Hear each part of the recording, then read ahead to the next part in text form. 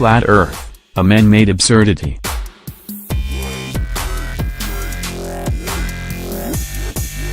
There has been a concerted operation where almost everyone who is on social media with subscriptions to anything conspiracy-related have been inundated with requests to like Flat Earth groups on Facebook. Content producers on YouTube have been sent messages pleading that they talk about Flat Earth.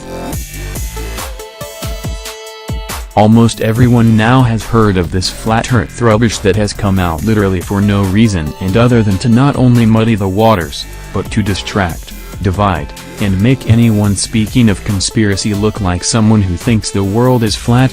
While Flat Earthers will contend that there is no such thing as gravity, this force unites the entire universe. It's everything from what makes the numbers jump on a bathroom scale to the reason why planets and stars form. It uniformly pulls everyone on the surface of Earth toward our planet's center of mass, roughly the exact center. That's why you'll weigh the same in Los Angeles as you will in Jakarta. If the Earth was flat, gravity would no longer pull everyone the same way. If the flat Earth would be something like a disc, those at the edge of the disc would be pulled relatively sideways, while those at the center of the plate would be pulled straight down. The difference would change your weight enough to confuse a bathroom scales. Considering that humans have been to every landmass on Earth without celebrating sudden lightness, we can rule out a flat planet. Where is the edge of the world according to Flat Earthers? The answer changes, but it usually involves some impenetrable barrier at said edge that prevents people from going past or falling off. Global conspiracies apparently prevent people from investigating these boundaries. But in reality, humans have circumnavigated the planet in planes and ships, and no one has fallen into space. Rather, when ships traveling large distances on the ocean do appear and disappear on the horizon, they do so either mast or hull first, respectively. If the Earth was flat, and you had the right optics, you could watch a ship sail from New York to Africa without losing sight of it. You can't because the curve of the Earth makes the ship dip below the horizon. This is Earthrise.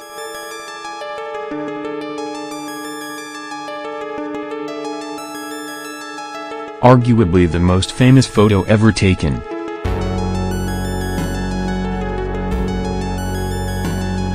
It was beamed back to us by the astronauts on the Apollo 8 mission on Christmas Eve, 1968. It shows the Earth as a perfect, from that vantage point at least, azure orb speckled with land and clouds, and us. It's true that the Earth could be a disk in this photo, and the astronauts were seeing it face on, making it appear spherical.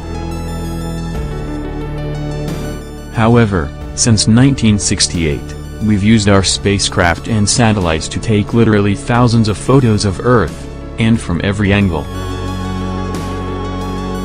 Each shot shows Earth like Earthrise did.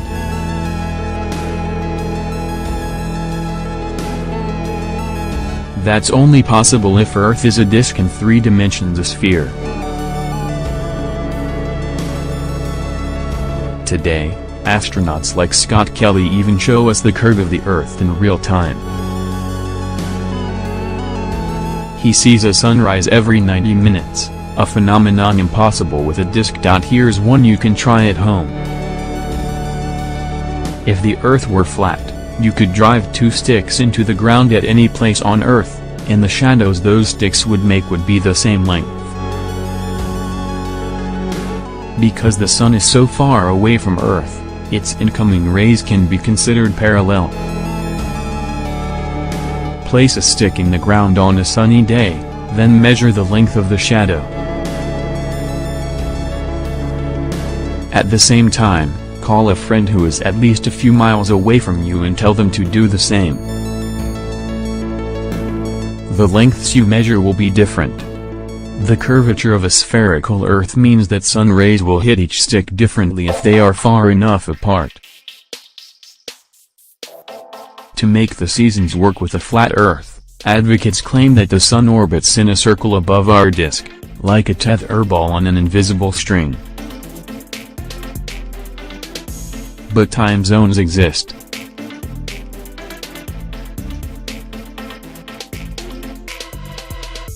Try calling someone in China right now and convincing them that you are experiencing the same time of day, and then apologize. A flat Earth can't account for how some parts of the planet are provably in darkness while other parts are bathed in light. Like how we've seen the Earth from many angles and found it round, we've sent cameras to the rest of the planets in our solar system and snapped photos of them from many angles too. They all appear to be spheres.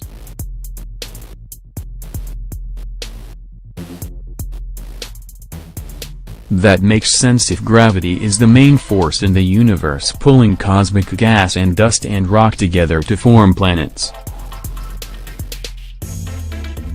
The chances that the Earth is the only planet in the solar system that is non-spherical, yet subject to the same forces as other planets, are zero.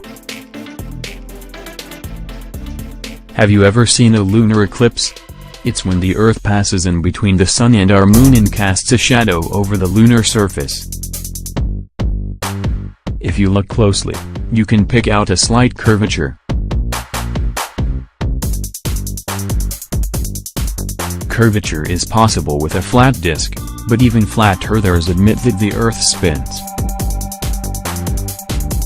If the Earth were flat, there would be some people that occasionally see a straight line projected on the Moon, the edge of a disk. That hasn't happened since humans looked up, so a sphere is the logical shape to assume.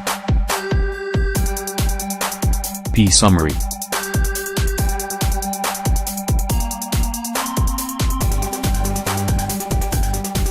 So assuming the world actually was flat, hypothetically, and why do so many people fail to even be able to conceptualize priorities?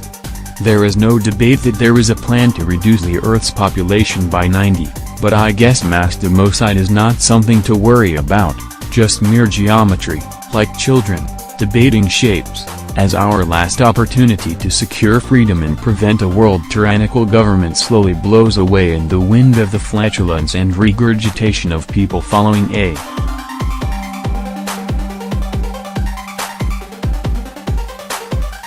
subject that was made popular artificially through astroturfing and a very well-designed plan to tie together several psyop